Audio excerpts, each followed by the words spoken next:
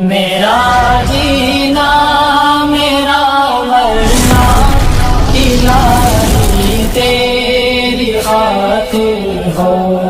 بسم اللہ الرحمن الرحیم. الحمد للہ وکفى وسلام علی عباده الذین اصطفى. اما بعد اعوذ باللہ من الشیطان الرجیم. بسم اللہ الرحمن الرحیم. يا أيها الذين آمنوا استعينوا بالصبر والصلاة إن الله مع الصابرين. وقال رسول الله صلى الله عليه وسلم الصبر ضياء. صدق الله العظيم وصدق رسوله النبي الكريم. اللهم صل على سيدنا محمد وعلى آل سيدنا محمد وبارك وسلم. وطن کی فکر کر نادا مصیبت آنے والی ہے. وطن کی فکر کر نادا مصیبت آنے والی ہے. تیری بربادیوں کے مشورے ہیں آسمانوں میں. نہ سمجھو گے تو مٹ جاؤ گے ہندوستان والوں. تمہاری داستان تک نہ ہوگی داستانوں میں. محترم بھائیوں بزرگوں، پوری دنیا میں آپ غور و فکر فرمائیں، اپنے ملک میں غور و فکر فرمائیں تو یہ بات واضح طور پر سمجھ میں آتی ہے کہ باطل طاقت اور قوت ایک پلیٹ فارم پر ہے اور مذہب اسلام اور مسلمان ان کے نشانے پر ہیں، وہ مد مقابل میں ہے. ہر کسی کو مسلمانوں سے تکلیف، کسی کو اسلام سے تکلیف، کسی کو قرآن سے تکلیف. سویڈن میں ابھی کچھ دن پہلے قرآن پاک کو جلایا گیا، بے حرمتی کی گئی. ہم اس کی مذمت کرتے ہیں. آج تک تاریخ میں آپ نہیں دیکھیں گے اور انشاءاللہ کبھی نہیں دیکھیں گے کہ مسلمانوں نے کسی کے دھرم کی کتاب کو جلایا ہو. کبھی نہیں.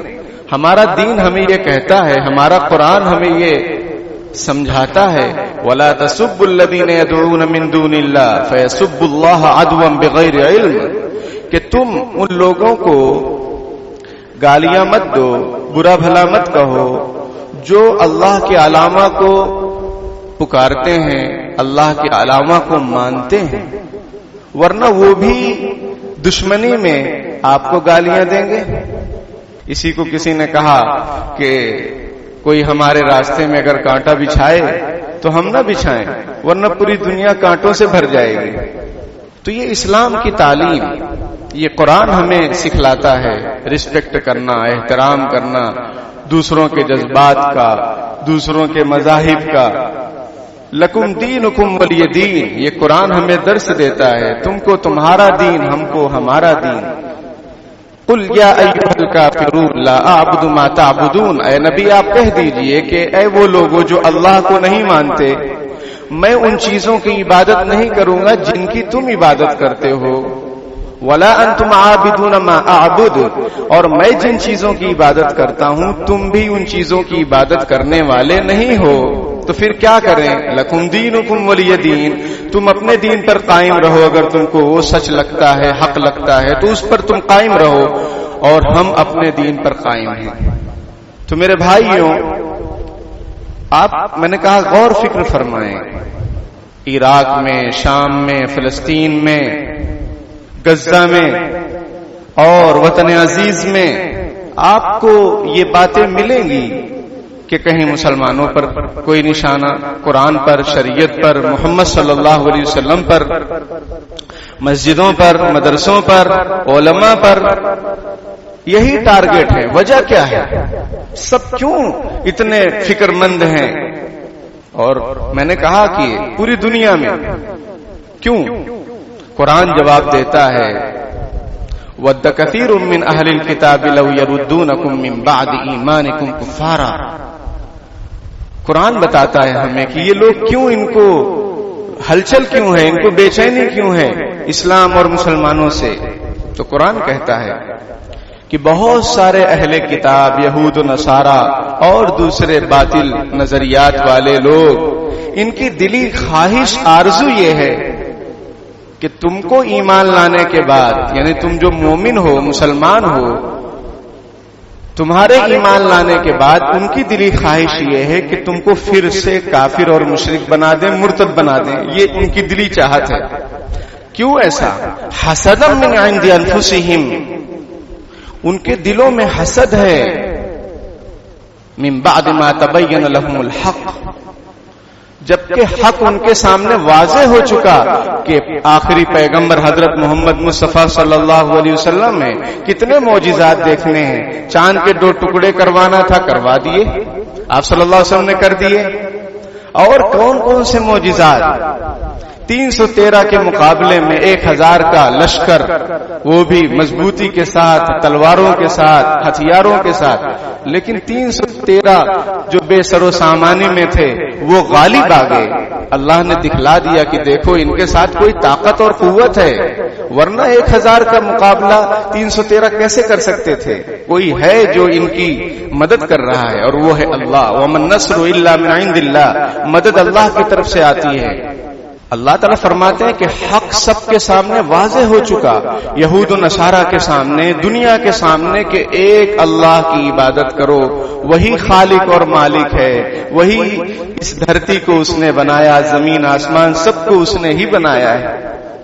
اور جو دوسرے مذاہب کی کتابیں ہیں اس میں بھی اسی بات کی تعلیم ہے کہ خالق اور مالک ایک ہے، لیکن وہ لوگ بتاتے نہیں، سمجھاتے نہیں، ورنہ دکان کیسے چلے گی. اب ہمیں کیا کرنا ہے؟ فاعفوا واصفحوا حتی یأتی اللہ بامرہ، تم درگزر کرو، نظر انداز کرو، معافی کا معاملہ رکھو، نرم پہلو رکھو. یہ قرآن کہہ رہا ہے فاعفوا واصفحوا حتی یأتی اللہ بامرہ، یہاں تک کہ اللہ کا حکم اور فیصلہ آ جائے گا. تم ٹینشن مت لو، تم کو جو کرنے کا کام ہے وہ کرتے رہو، باقی معاملہ اللہ پر چھوڑ دو. اللہ کافی ہے، مددگار ہے. غزوہ احد کے بعد مسلمانوں کو مدینے میں یہ خبر دی جا رہی ہے کہ بہت بڑا لشکر تیار کیا جا رہا ہے مکے میں، وہ آ کر تمہارا خاتمہ کر دے گا. الذین استجابوا للہ والرسول من بعد ما تبین لهم الحق، الذین استجابوا للہ والرسول. 4 پارے میں آیت ہے کہ فخشوہم، ڈرو، بہت بڑا لشکر تیار کیا جا رہا ہے، تم لوگ ڈرو. تو صحابہ اکرام نے کیا کہا؟ وقالوا حسبنا اللہ ونعم الوکیل، انہوں نے کہا اللہ ہمارے لیے کافی ہے اور وہ بہترین کارساز ہے، ایسا کام بنائے گا کہ کوئی سوچ بھی نہیں سکتا. دیکھیے صحابہ اکرام اہل ایمان ہر زمانے میں ان کے سامنے چیلنجز آئے، وہ ڈرے اور گھبرائے نہیں کہ اب کیا ہوگا، وہی ہوگا جو منظور خدا ہوگا. اور ایک بار مریں گے، بار بار تھوڑی مریں گے. نکل جائے جہاں تیرے قدموں کے نیچے، یہی دل کی حسرت، یہی آرزو ہے. اگر اللہ کے لیے، رسول اللہ صلی اللہ علیہ وسلم کے لیے ہماری جان اگر چلی جا رہی تو کیا مسئلہ ہے بھائی، مرنا تو وہی ہے. بستر پر مرنے سے بہتر ہے اللہ کے لیے ہم قربان ہو جائیں. حضرت خالد بن ولید رضی اللہ تعالیٰ عنہ تو افسوس ہی کرتے رہ گئے، اور انہوں نے کہا کہ دنیا کے بزدلوں کو میرا پیغام بھی پہنچا دینا کہ موت جہاں لکھی ہے وہیں آئے گی. میدان کارزار میں لکھی ہوتی تو میں تو ہر میدان میں اس نیت سے گھسا کہ مجھے شہادت مل جائے، ہر جنگ میں اسی لیے لڑا کہ مجھے شہید کر دیا جائے. لیکن ایسا نہیں ہوا. آج میں اونٹ کی طرح دیکھو بستر پر پڑا ہوا میری موت آ رہی ہے. تو موت جہاں لکھی ہے وہاں آئے گی، اور ایک مرتبہ آئے گی.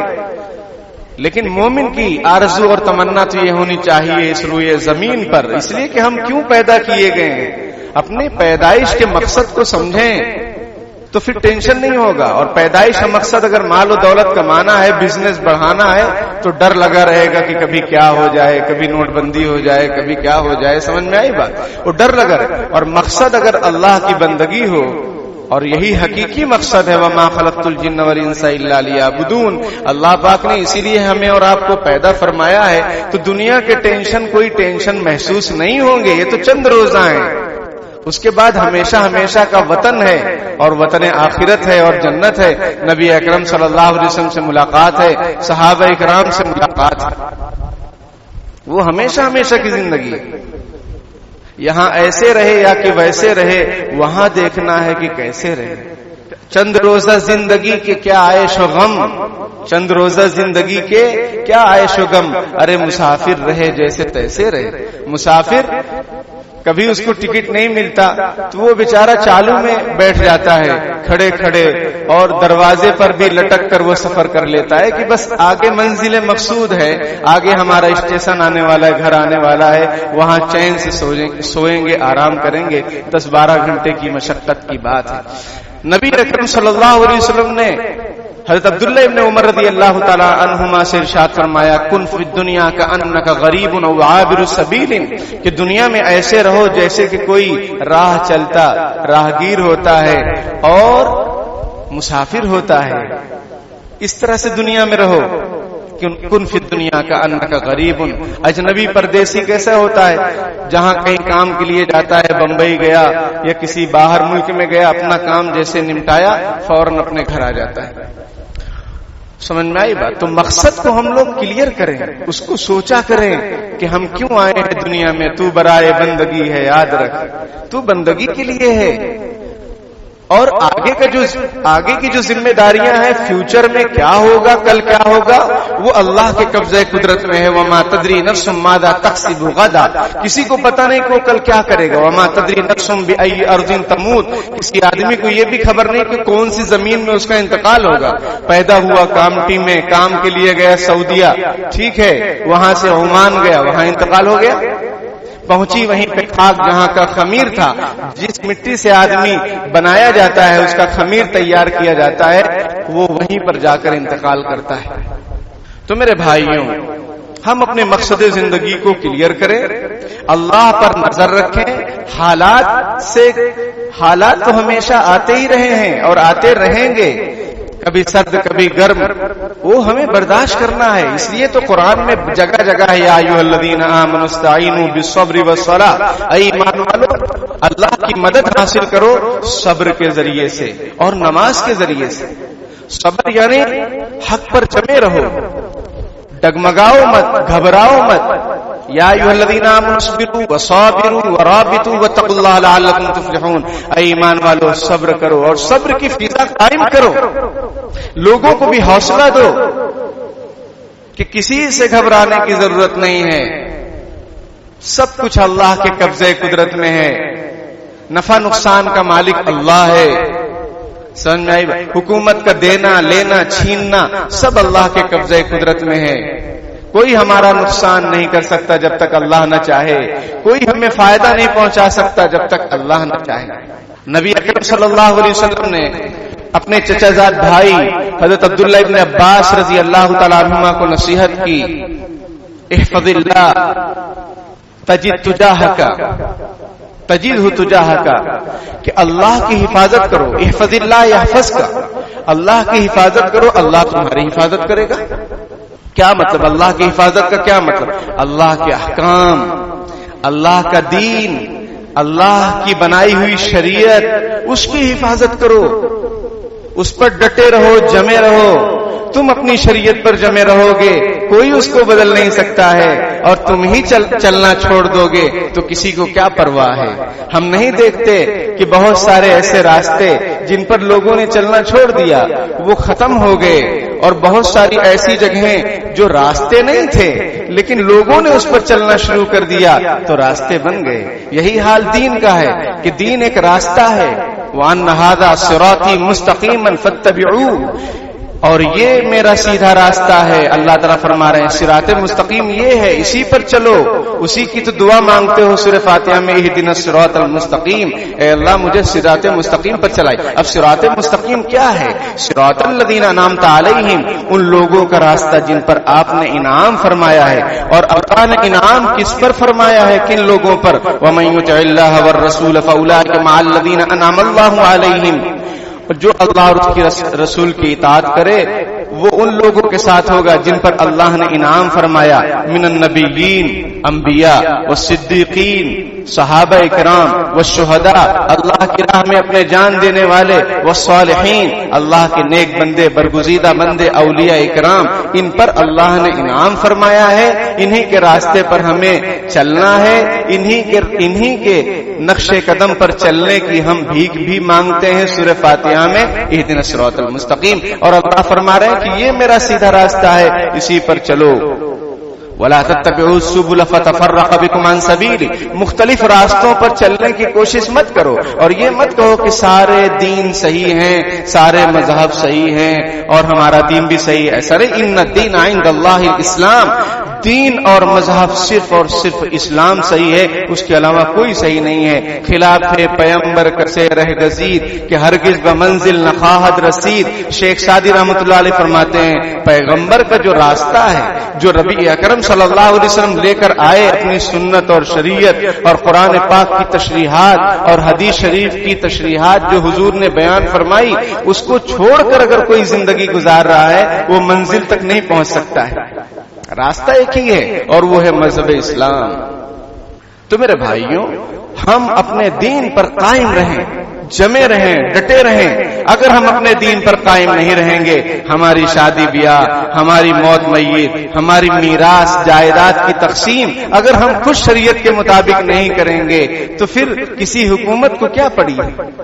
اور اگر ہم اپنے دین پر قائم اور دائم ہیں، جمے ہوئے ہیں، اور 100% ہمیں یقین ہے اور یقین ہونا چاہیے کہ لا الہ الا اللہ محمد الرسول اللہ، اللہ کے سوا کوئی معبود نہیں، محمد صلی اللہ علیہ وسلم اللہ کے رسول ہیں، اللہ ہی ہمارا خالق اور مالک ہے، اسی کے قبضہ قدرت میں سب کچھ ہے، اور محمد صلی اللہ علیہ وسلم کا جو طریقہ ہے، جو ان کی باتیں ہیں، اسی میں 100% کامیابی ہے. اس کے علاوہ جو باتیں ہیں اور جو طریقے ہیں اس میں 100% ناکامی ہے.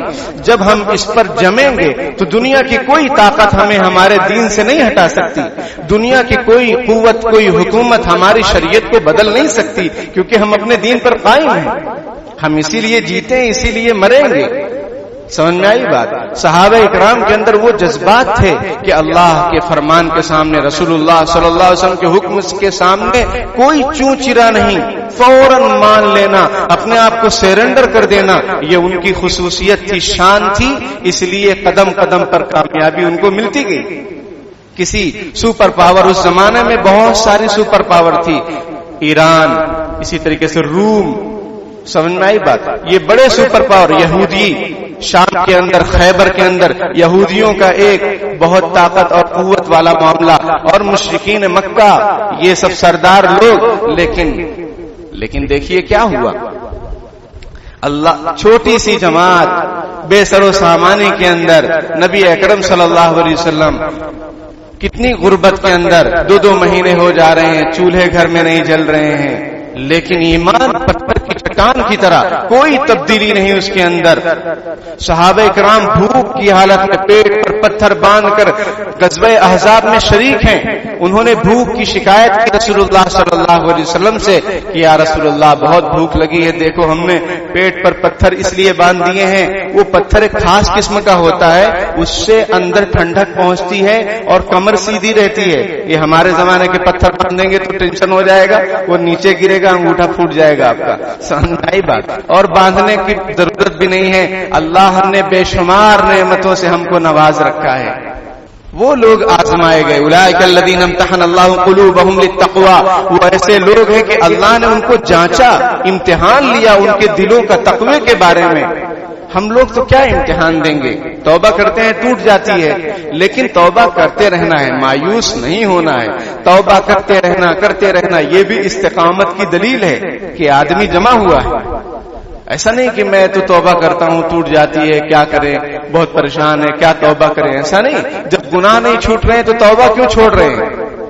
جب گناہ نہیں چھوٹ رہے ہیں تو توبہ کیوں چھوڑ رہے ہیں؟ توبہ کرتے رہیں. انشاءاللہ ایک وقت ایسا آئے گا کہ آپ صاف ستھرے ہو جائیں گے، آپ کا دل اور دماغ اور گناہوں سے آپ بچ جائیں گے.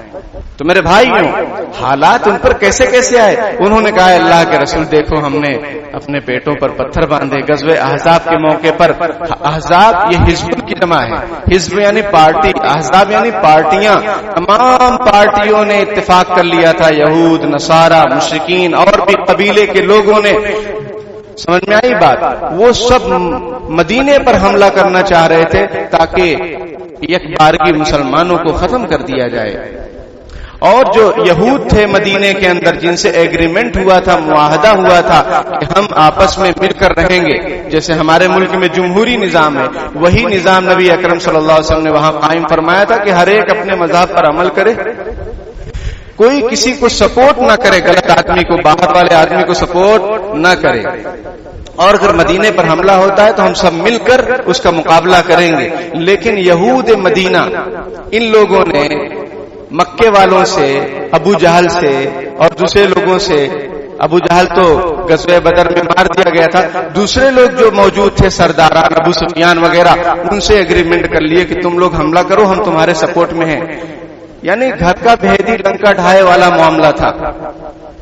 لیکن نبی اکرم صلی اللہ علیہ وسلم نے اپنے جانثار صحابہ اکرام کے ساتھ مشورہ کر کے غزوہ خندق کو کھودی گئی، بڑی خندق جس میں آدمی یک بارگی مدینے میں انٹر نہ ہو جائے، اس کو مدینے میں آنے کے لیے اس خندق سے گزرنا پڑے گا، اور جب وہ خندق سے گزرے گا تب تک اس کا کام تمام کر دیا جائے گا۔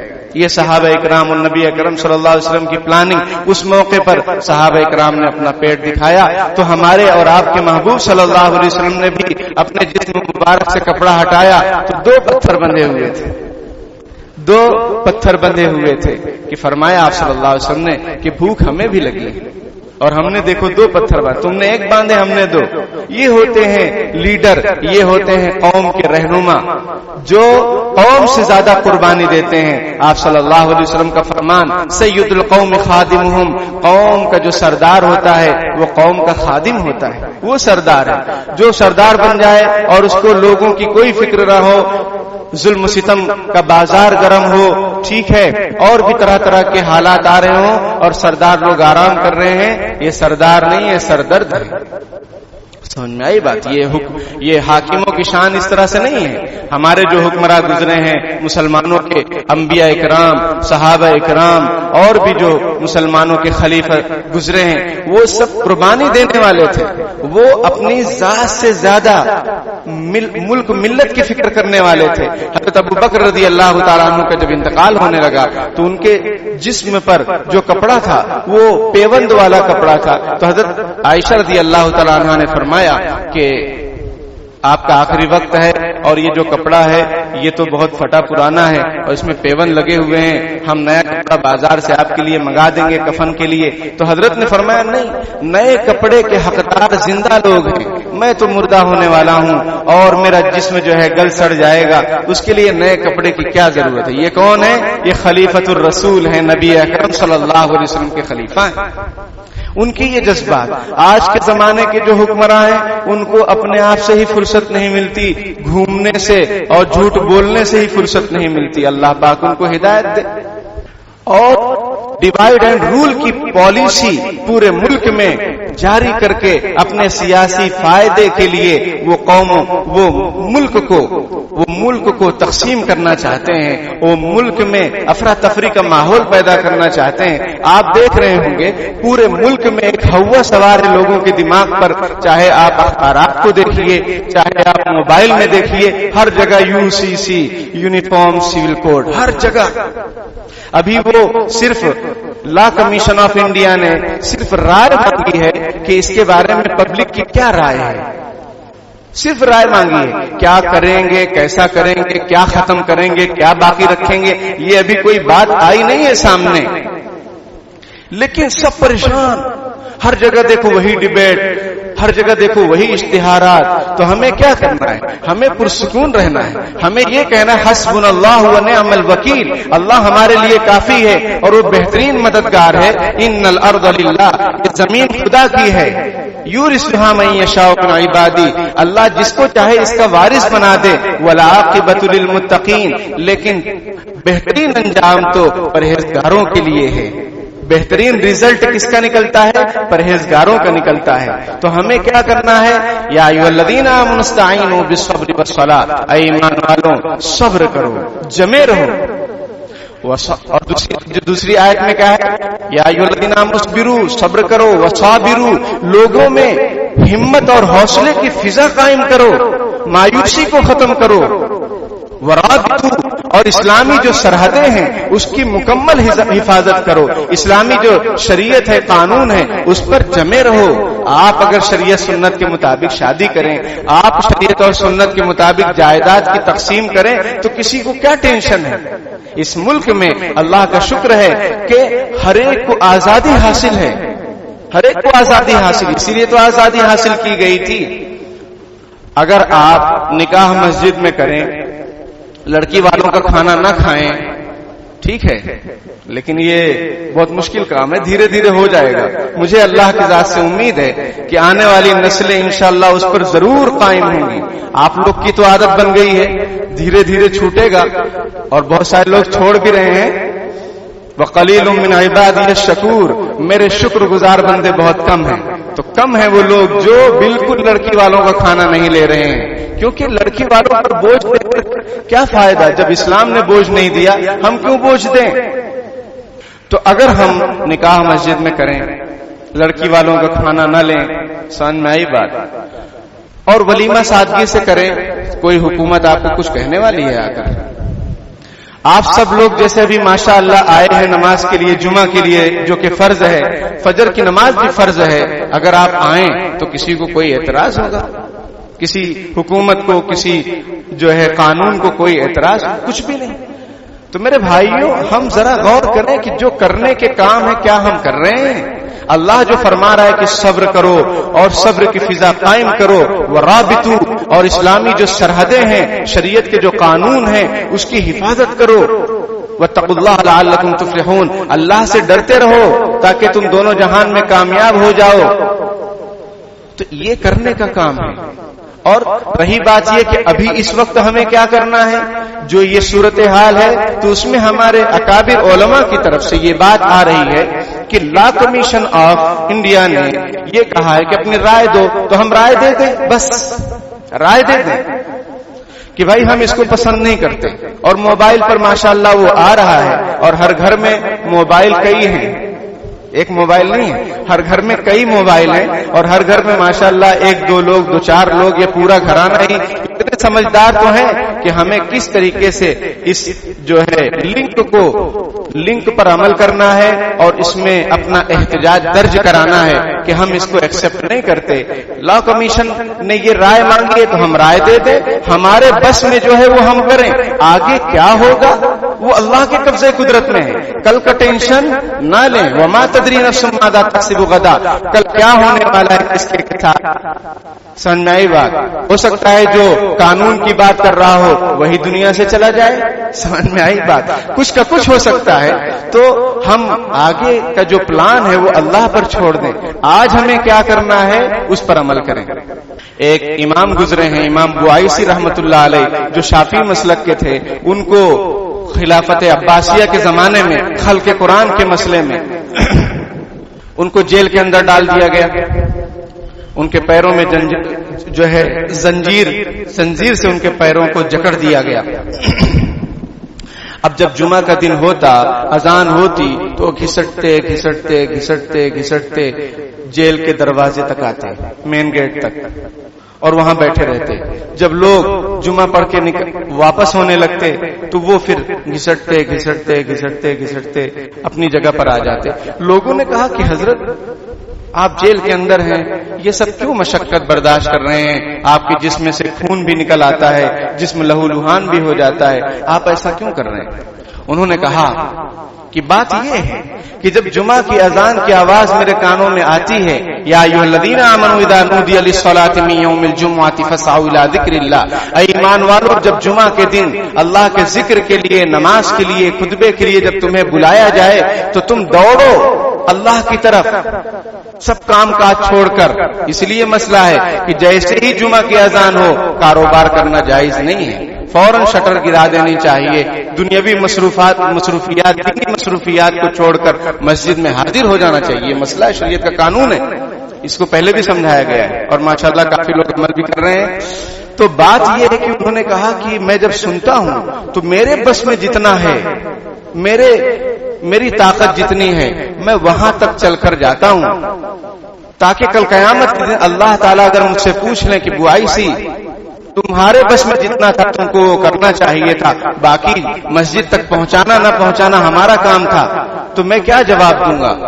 تو میرے بھائیوں، ہم لوگ بھی ہمارے بس میں جتنا ہے اتنا کریں، اتحاد کی فضا قائم کریں۔ علماء کرام اگر کوئی مشورہ دے رہے ہیں، سمجھ میں آئی بات، اس کو مانیں، اور یہ نہ سوچیں کہ ممبر پر سیاست کی بات، سیاست اور دین یہ دونوں آپس میں جڑوا ہیں، ان کو الگ نہیں کیا جا سکتا ہے. اس پر بہت لمبی بات ہو جائے گی. حضرت مولانا علی میاں ندوی رحمۃ اللہ علیہ کی بات کو اچھی طرح سے سمجھ لیجئے. حضرت فرماتے ہیں کہ اگر قوم 100% تہجد گزار ہو جائے اور اس کے سیاسی شعور کو بیدار نہ کیا جائے کہ ملک میں کیا ہو رہا ہے، تو یاد رکھیے کہ آئندہ تہجد تو دور کی بات ہے، 5 وقتہ جو فرض نماز ہے اس پر بھی پابندی لگائی جا سکتی ہے اگر سیاسی شعور کو بیدار نہیں کیا گیا. تو اس لیے چوکنا رہیں، ملک میں کیا ہو رہا ہے اس سے باخبر رہیں. وطن کی فکر کرنا داں، مصیبت آنے والی ہے، تیری بربادیوں کے مشورے ہیں آسمانوں میں. تو ہم وطن کے فکر مند رہیں، اپنی ملت کے فکر مند رہیں اور نمازوں کا اہتمام، شریعت پر اہتمام. تو انشاءاللہ کوئی دنیا کی طاقت شریعت کو نہیں بدل سکتی. اگر ہم اس پر جمے رہیں گے، اس رستے پر چلتے رہیں گے، کوئی اس رستے کو بند نہیں کر سکتا. اور ہم نے چلنا چھوڑ دیا، وہ رستہ ختم ہو جائے گا، وہ دین اور وہ شریعت ختم ہو جائے گی. حالانکہ اسلام ختم ہونے والا نہیں ہے، ہم عمل کریں گے تو ٹھیک ہے، ورنہ اللہ دوسرے لوگوں کو پیدا کرے گا، وہ شریعت پر قائم ہو جائیں گے. وَإِن تَتَوَلَّوْا يَسْتَبْدِلْ قَوْمًا غَيْرَكُمْ ثُمَّ لَا يَكُونُوا أَمْثَالَكُمْ. اگر تم روگردانی کرو گے، خواب غفلت میں سوئے رہو گے کہ اپنے کو کیا لینا دینا ہے، یہ تو سب ایسی ہی باتیں ہیں، سب ہو کر رہے گا. حکومت تو بہت طاقتور ہے، حکومت طاقتور ہے، اللہ طاقتور نہیں ہے. حکومت طاقتور ہے، اللہ طاقتور نہیں ہے. تو وہ فیصلہ آپ کریں. تو میرے بھائیوں، ہمارا جو کام ہے وہ ہم کریں، پھر اللہ تعالیٰ اپنے فیصلے نازل فرمائے گا. اللہ پاک کہنے سننے سے زیادہ عمل کی توفیق عطا فرمائے. تو وہ قرآن کی آیت کا ترجمہ کیا ہے؟ وَإِن تَتَوَلَّوْا يَسْتَبْدِلْ قَوْمًا غَيْرَكُمْ ثُمَّ لَا يَكُونُوا أَمْثَالَكُمْ. اگر تم روگردانی کرو گے، خواب غفلت میں رہو گے، اللہ تم کو ہٹا کر دوسرے لوگوں کو پیدا کریں گے اور وہ تمہارے جیسے نہیں ہوں گے. اللہ تعالیٰ حفاظت فرمائے. آمین وآخر دعوانا الحمدللہ رب العالمین. بسم اللہ الرحمن الرحیم. اللهم صل علی سیدنا محمد وعلى آل سیدنا مولانا محمد وبارک وسلم. اللهم لا احصي ثناء عليك انت كما اثنيت على نفسك. رب اغفر وارحم وانت خير الراحمين. ربنا آتنا في الدنيا حسنة وفي الآخرة حسنة وقنا عذاب النار. رب اغفر وارحم وتجاوز عما تعلم انك انت العز الاکرم. پیارے اللہ، ہم ظاہر میں آپ کے بندے، حقیقت میں نہایت گندے ہیں. پیارے اللہ، ہمارے دلوں کی گندگی کو دور فرما دیجئے، ہمیں بندگی کا سلیقہ عطا فرما دیجئے، شرمندگی والے کاموں سے ہماری حفاظت فرما لیجئے. پیارے اللہ، برے دن سے، بری رات سے، بری بات سے، برے خاتمے سے ہماری حفاظت فرما لیجئے. پیارے اللہ، اس وطن عزیز کی حفاظت فرما لیجئے. اس کی جو آپس میں بھائی چارگی ہے اس کو قائم اور دائم فرما دیجئے. پیارے اللہ، امن شانتی کو قائم اور دائم فرما دیجئے. اس ملک کی سرحدوں کی حفاظت فرما لیجئے. پیارے اللہ، ہماری شریعت جو آپ نے بنائی ہے، جو در حقیقت آپ کی شریعت ہے، پیارے اللہ، اس کی حفاظت کی ذمہ داری آپ نے لی ہے. پیارے اللہ، اپنے فضل و کرم سے حفاظت فرمائیں اور ہمارا حصہ بھی اس میں شامل فرمائیں. پیارے اللہ، ہر طرح کی تبدیلی سے، ہر طرح کی چینجنگ سے شریعت میں پیارے اللہ حکومت کو توفیق دے دیجیے کہ وہ ایسے کاموں میں اپنا ہاتھ نہ ڈالے. پیارے اللہ، اپنی شان کریمی کا اظہار فرما دیجئے، اپنے شان جلالی کا بھی اظہار فرما دیجئے. پیارے اللہ، ہم سب کو یہاں پر عزت کے ساتھ، شان و شوکت کے ساتھ، اسلامی اقدار، روایات کے ساتھ، تہذیب کے ساتھ اس ملک میں بسنے کی، جینے کی توفیق عطا فرما دیجئے. ہماری آنے والی نسلوں کی جان، مال، عزت، آبرو، ایمان و عقائد کی حفاظت فرما دیجئے. فتنہ ارتداد سے ہماری اور پوری امت مسلمہ کی حفاظت فرما دیجئے. باطل کے منصوبوں کو ناکام فرما دیجئے، ان کے منصوبوں کو ان پر ہی الٹ دیجئے، آپس میں تتر بتر کر دیجئے، آپس میں پھوٹ ڈال دیجئے اور ان کے موت کا وقت قریب فرما دیجئے اور اس دھرتی کے بوجھ کو ہلکا فرما دیجئے. پیارے اللہ، مسلمانوں کے دلوں کو چین و سکون نصیب فرما دیجئے. ہر طرح کی بے قراری، بے چینی، مایوسی سے ہماری اور پوری امت مسلمہ کی حفاظت فرما دیجئے. عزم و حوصلے کے ساتھ اور شہادت کو مقصود اور مطلوب بنا کر زندگی گزارنے کی توفیق عطا فرما دیجئے. پیارے اللہ، جو بیمار ہیں ان کو شفاء کاملہ عاجلہ مستمرہ دائمہ نصیب فرما دیجئے. جو مقروض ہیں غیب سے ان کے قرضوں کی ادائیگی کی شکلیں پیدا فرما دیجئے. پیارے اللہ، جو ناجائز قید و بند میں پکڑے ہوئے جکڑے ہوئے ہیں باعزت ان کی رہائی نصیب فرما دیجئے. ظلم و ستم کا خاتمہ فرما دیجئے. امن و انصاف کو عام فرما دیجئے. مہنگائی کا خاتمہ فرما دیجئے. پیارے اللہ، خلافت رفتہ عطا فرما دیجئے، شان رفتہ عطا فرما دیجئے۔ پیارے اللہ آپس میں اتحاد و اتفاق کے ساتھ ہر کام کرنے کی توفیق عطا فرما دیجئے، باطل کا مقابلہ کرنے کی توفیق عطا فرما دیجئے۔ پیارے اللہ ہماری دعاؤں کو قبول فرما لیجئے۔ جزا اللہ عنا محمد صلی اللہ علیہ وسلم ما هو اہلہ برحمتک یا